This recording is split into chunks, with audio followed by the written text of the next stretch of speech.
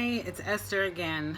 I realized the last video that I did, I said that I was going to talk about lavender oil. My overall subject is essential oils and their benefits. And I said in the last video I would talk about lavender oil, but I don't think I'm going to jump into that yet. I realized that people are not, they may not grasp my belief based upon one scripture. I only read one scripture in reference to the essential oils, backing it up as far as the history of it and everything.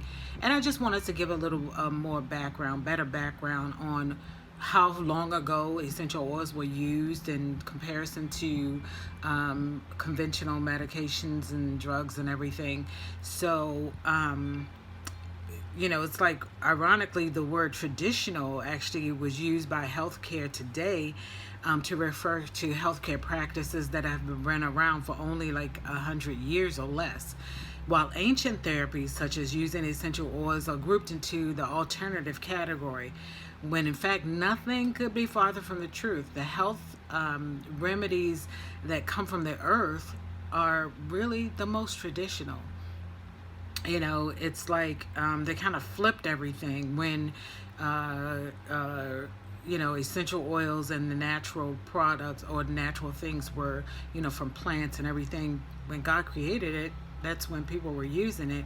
And kind of things flipped when people started buying into the commercial, or the doctors telling them that they need other conventional drugs for their issues. Because what happens is a lot of the things that doctors prescribe are actually just coding the issue, the problem.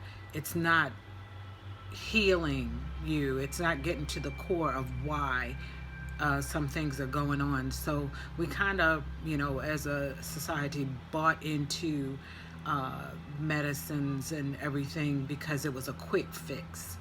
And once you get the herbs and spices, the essential oils into your body and get it working, it's far more beneficial in healing what's going on with you than the conventional medications. So I just wanted to clarify that as well, and to point out that it has a lot of biblical roots and Chinese roots, just as far as when the Chinese started using it.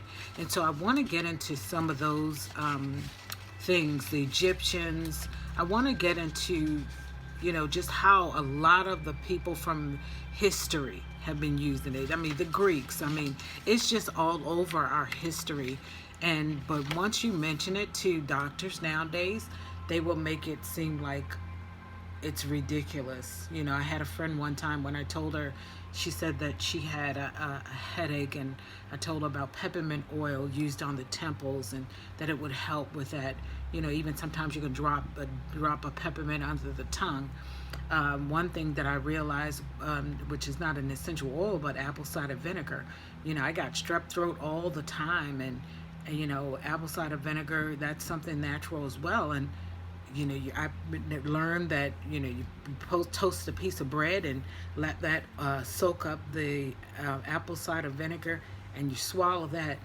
I haven't, for at least 5 to 10 years now, have not used antibiotic as a result of me finding out, because I used to get strep throat a lot.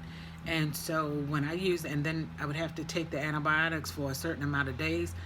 When I get strep throat, or if it looks like I have a sore throat now, I will use the apple cider vinegar, and the next day it's gone, and I don't have to worry about continuing to do it. It seems like that just kills off everything with that. Apple cider vinegar has so much benefits as well in addition to that. But my videos from here on out, I'm going to start with the next video. Instead of me saying that it's going to be about lavender, I'm just going to give more history and to some of the things that people used it all over the world to benefit our health. So bear with me. Stay with me, and we're gonna get ourselves healthy and using what God created. Okay? God bless.